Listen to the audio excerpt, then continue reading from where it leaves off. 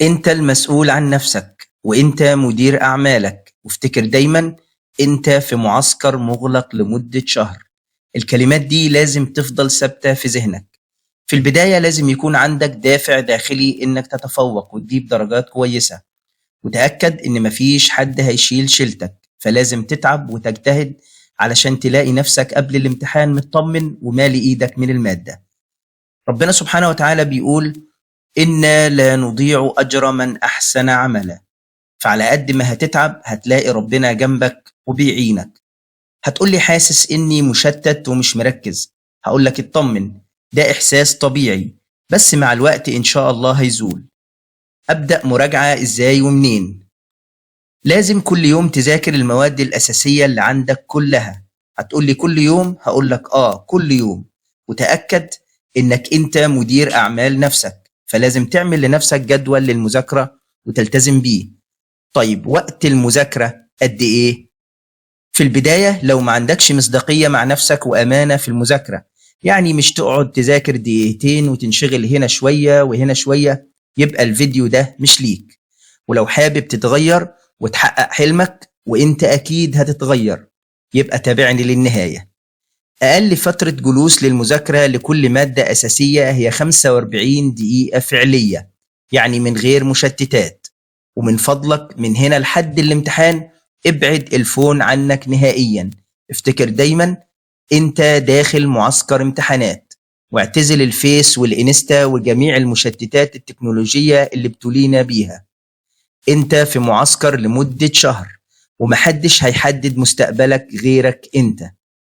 بحسبة بسيطة كده ومن وجهة نظري المتواضعة، مذاكرتك ما تقلش عن 5 أو 6 ساعات يوميا. ايه هو افضل وقت للمذاكرة؟ افضل وقت للمذاكرة هو بعد الفجر مباشرة. يعني نبدأ مذاكرة من 6 صباحا تقريبا، ونقعد 5 ساعات مذاكرة لحد 11 صباحا أو 11 ونص. طبعا انتوا عارفين ان انتوا ما بتروحوش المدرسة اليومين دول.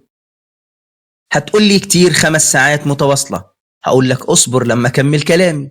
الخمس ساعات بين كل 45 دقيقة هتريح 10 دقايق، تشرب فيهم حاجة، تاكل فيهم، تلعب رياضة على الصبح. الرياضة على الصبح ممتازة، هتفوقك. بس حذاري من الفون، اوعى تقرب منه، انساه. ما تقلقش، كلها شهر وهنرجع له تاني. وافتكر انك في معسكر امتحانات. هنخلص مذاكرة على الساعة 11 أو 11 ونص، نصلي الظهر ونرجع نريح أو نقيل ساعة قبل ما نبدأ معمعة الدروس الخصوصية. بالنسبة بقى للدروس الخصوصية، نصيحتي ليك: المادة اللي تحس نفسك كويس فيها بلاش دروس فيها، والحصة اللي تحس إنها مش مهمة بلاش تضيع وقتك فيها وتروحها. والدرس اللي تروحه ربع ساعة رايح وساعة في الدرس، وربع ساعة راجع من الدرس، يعني ساعة ونص في الدرس الواحد مش أكتر. وافتكر دايما انت في معسكر امتحانات، وهو شهر وهتستريح بعدي. في فترة النهار بين الدروس وفر ساعتين 3 راجع فيهم المواد اللي حاسس نفسك ضعيف فيها. يبقى عندنا 5 ساعات بعد الفجر وساعتين بالنهار، يبقى تقريبا عندنا 7 أو 8 ساعات يوميا. هتقولي أذاكر منين وذاكر إزاي؟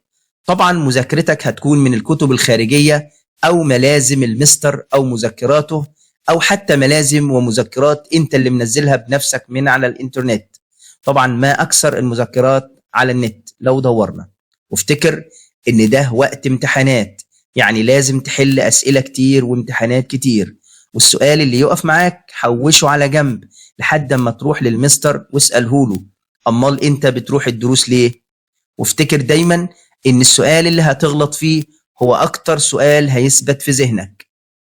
ذاكر بالورقة والقلم واكتب كتير بإيدك، المعلومة هتثبت أكتر. أذاكر من اليوتيوب؟ مفيش مشكلة إنك تذاكر الحاجات الصعبة على اليوتيوب أو تحل امتحانات معاه، بس من غير ما الفون يسرقك. خليك على قد الدرس وبس. وافتكر أنت في معسكر مغلق للامتحانات. ليلة الامتحان أعمل فيها إيه؟ إياك تسهر ليلة الامتحان. خليك ماشي على برنامجك، نام بدري واصحى صلي الفجر وخد لك ساعتين بعد الفجر مذاكرة للمادة اللي عليك. لو انت ماشي صح من البداية مش هتحتاج أكتر من ساعتين. جهز نفسك للامتحان قبله بساعة كاملة، وإياك تعتمد على الغش. طريق الغش أوله خوف وآخره ندم وفشل. صدقني، اعتمد على نفسك وثق في نفسك. أذكار الصباح والمساء اوعى تنساهم، دول حصنك المنيع. صلاتك في وقتها، واحرص دايما إنها تكون في المسجد، ثواب أكتر، وكمان كنوع من تغيير المود بتاعك. والأهم إن صلاتك هي صلتك بربك، وكل ما كانت صلاتك قوية صلتك بربك هتكون قوية. وتأكد إن ربنا هيزرع جواك الطمأنينة والهدوء النفسي، وتلاقي حياتك كلها متيسرة.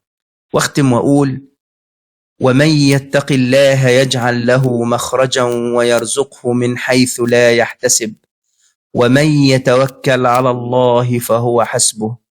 صدق الله العظيم.